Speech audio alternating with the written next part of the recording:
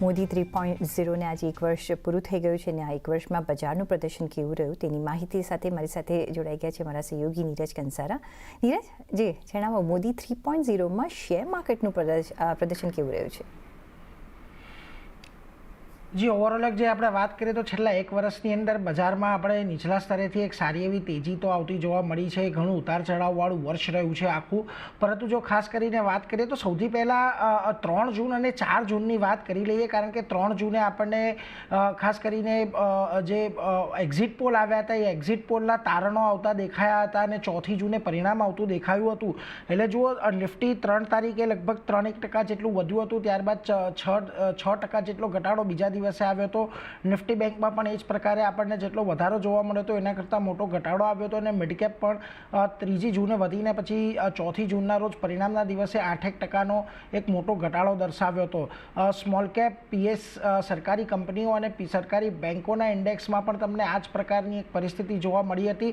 લગભગ 2.5% વધ્યા બાદ સ્મોલ કેપ આપણને 4 જૂને 8.5% ઘટાડો દર્શાવ્યો હતો. સરકારી કંપનીઓમાં 8%ના ઉછાળા બાદ લગભગ 16% ઘટાડો આવ્યો હતો અને નિફ્ટી પીએસયુ બેંકમાં પણ 8%ના ઉછાળા બાદ લગભગ 15% ઘટાડો એક મોટો આપણને ખાસ કરીને જોવા મળ્યો હતો. એટલે આ તો વાત થઈ 3 અને 4 જૂનની, પરંતુ ત્યારબાદ બજારમાં જે આપણને તેજી જોવા મળી છે, જો ગઈકાલ સુધીની વાત કરીએ તો ઓલમોસ્ટ આપણને બજારમાં એક બમ્પર રિટર્ન જોવા મળ્યા છે. નિફ્ટી છેલ્લા 12 મહિનાની અંદર આપણને લગભગ 13%નું એક દમદાર પરફોર્મન્સ આપ્યું છે અને નિફ્ટી બેંકની અંદર પણ આપણને 19%નું એક પરફોર્મન્સ જોવા મળ્યું છે.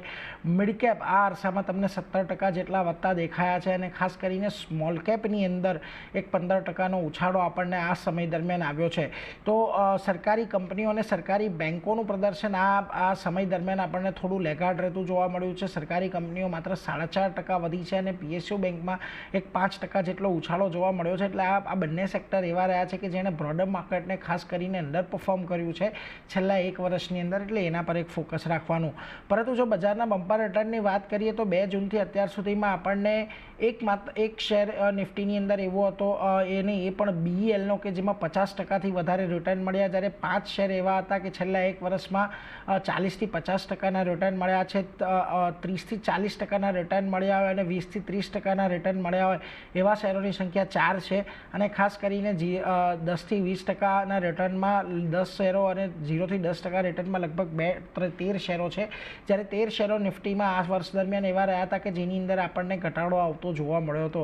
હવે ખાસ કરીને નજર કરી લઈએ કે કયા નિફ્ટીના શેર્સની અંદર વધારો આવતો જોવા મળ્યો. તો જુઓ, આ છેલ્લા એક વર્ષમાં તમને સૌથી સારી તેજી બીઈએલની અંદર આવતી જોવા મળી છે. લગભગ 52%નો ઉછાળો આ સમયગાળા દરમિયાન આવ્યો. તો બીજી તરફ એચડીએફસી લાઈફ, ભારતીય એરટેલમાં પણ તમને 44-43%ના રિટર્ન દેખાયા છે. શ્રીરામ ફાઇનાન્સ પણ આ સમયગાળા દરમિયાન ખાસો એવો વધતો દેખાયો છે અને ઇટરનલના સ્ટોકમાં પણ 40%ના રિટર્ન આવતા જોવા મળ્યા છે. પરંતુ આ સમયગાળા દરમિયાન નિફ્ટીના એવા સ્ટોક્સ કે જ્યાં આગળ તમને ખાસો એવો ઘટાડો આવતો જોવા મળ્યો, નો ડાઉટ એમાં ઇન્ડસઇન્ડ બેંકનો એક સમાવેશ થાય છે. લગભગ 42% જેટલો સ્ટોક આ સમયગાળા દરમિયાન ઘટ્યો છે. તો આ જે ઘટાડો આવ્યો એમાં ટાટા મોટર્સમાં પણ આપણને 21%નો એક મોટો ફોલ આવતો જોવા મળ્યો છે. આ ઉપરાંત એશિયન પેઇન્ટમાં પણ એક 21%નો મોટો ફોલ રહ્યો. હીરો મોટોકોર્પ, અદાણી એન્ટરપ્રાઇઝ જેવા કાઉન્ટર પણ રહ્યા કે જ્યાં આગળ આપણને 20% અને 15%નું દબાણ આવતું જોવા મળ્યું છે. પરંતુ મિડકેપની અંદર એક બમ્પર રિટર્ન આપણને ખાસ કરીને મળતા દેખાયા. મોદી 3.0માં મિડકેપની અંદર જુઓ, બીએસસીનો સ્ટોક ઓલમોસ્ટ આપણને 2 ગણો થતો દેખાયો છે છેલ્લા એક વર્ષની અંદર. તો ખાસ કરીને પેટીએમના સ્ટોકની અંદર કે જ્યાં આગળ ઘણી બધી નેગેટિવ ખબરો હતી તે છતાં પણ અહીંયા આપણને એક 160%ના સારા રિટર્ન જોવા મળ્યા છે. મઝગાંવ ડોક, ભારતીય એરટેલ આ બંને જગ્યાએ પણ એક સારા રિટર્ન આપણને દેખાયા છે. તો ડિફેન્સમાંથી ખાસ કરીને જુઓ, સોલારા ઇન્ડસ્ટ્રીઝમાં પણ લગભગ 87%ના રિટર્ન આપણને છેલ્લા એક વર્ષની અંદર જોવા મળ્યા છે.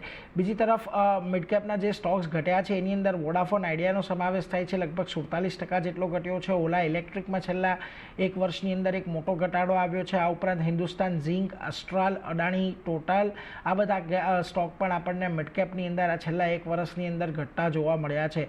તો ખાસ કરીને સ્મોલ કેપની અંદર જુઓ, તમને ક્યાં સારી તેજી જોવા મળી છે. પીજી ઇલેક્ટ્રોપ્લાસના કાઉન્ટરમાં ઓલમોસ્ટ ડબલ થતો જોવા મળ્યો છે. તો ગોડફ્રે ફિલિપ્સ, ગાર્ડન રીચ અને ઝેન ટેકનોલોજીસ જેવા કાઉન્ટર પણ લગભગ સવા ગણા જેટલા વધ્યા છે આ સમયગાળા દરમિયાન, અને MCXનો સ્ટોક પણ અહીંયાથી આપણને ઓલમોસ્ટ 100% જેટલા રિટર્ન આપતો દેખાયો છે. પરંતુ જ્યાં આગળ તમને ઘટાડો આવતો જોવા મળ્યો છે સ્મોલ કેપમાં, એમાં જુઓ બ્રેઇનબીઝ સોલ્યુશનનું કાઉન્ટર હતું કે જ્યાં આગળ લગભગ 50%નો ઘટાડો આવ્યો. આ ઉપરાંત બિરલા સોફ્ટમાં અને તેજસ નેટવર્કમાં 33%નો ઘટાડો છે. JBM ઓટો, ટીટાગઢ રેલ જેવા કાઉન્ટર પણ અહીંયાથી આપણને આ સમયગાળા દરમિયાન દબાણમાં રહેતા જોવા મળ્યા છે. જો ખાસ કરીને જ્યારે મોદી 3.0ના પહેલાં આપણને એક સરકારી કંપનીઓમાં સારી તેજી જોવા મળી હતી અને સરકારી કંપનીઓમાં એક આઉટ પરફોર્મન્સ રહેશે એવી એક અપેક્ષા હતી, પરંતુ છેલ્લા એક વર્ષની અંદર જુઓ તમને અહીંયા પણ ખાસ કરીને BEL, HPL, HAL, BPCL, RVNL આ બધી કંપનીઓ રહી હતી કે જ્યાં આગળ તમને એક સારા રિટર્ન જોવા મળ્યા છે. પરંતુ એની સામે તમને જે બીજી અન્ય કંપનીઓ છે જેમાં કોનકોર, IRCTC, IRFC, REC, NMDCનો સમાવેશ થાય છે કે જ્યાં આગળ તમને 18થી લઈને 11%નો એક ઘટાડો પણ આ બધા કાઉન્ટર્સની અંદર જોવા મળ્યો છે. ઓવરઓલ મોદી 3.0માં બજાર આપણને ઓલમોસ્ટ એક સારું એવું વધતું દેખાયું છે. 12-15%નો વધારો થયો છે, પરંતુ ખાસ કરીને યાદ રાખવું જોઈએ કે આ સમય દરમિયાન 21,800થી લઈને આપણે ફરી એક વખત 25,000 સુધીની પણ રેલી બજારે જોઈ છે, એટલે એ એક બહુ મોટો પોઝિટિવ પોઈન્ટ અહીંયાથી આપણને રહેતો જોવા મળ્યો છે. જી નીરવ, ઘણો આભાર તમારો અમારી સાથે જોડાવા બદલ. તો યસ, મોદી 3.0 જ્યારે એક વર્ષ આજે પૂરું થઈ રહ્યું છે તો શેર માર્કેટનું પ્રદર્શન સારું રહ્યું છે. 12થી 15%ના આપણને એટલીસ્ટ રિટર્ન્સ જોવા મળતા દેખાઈ રહ્યા છે અને માર્કેટની ઓફકોર્સ એક નવા લેવલ્સ તરફ પણ આપણે આગળ વધતા જોઈ રહ્યા છીએ.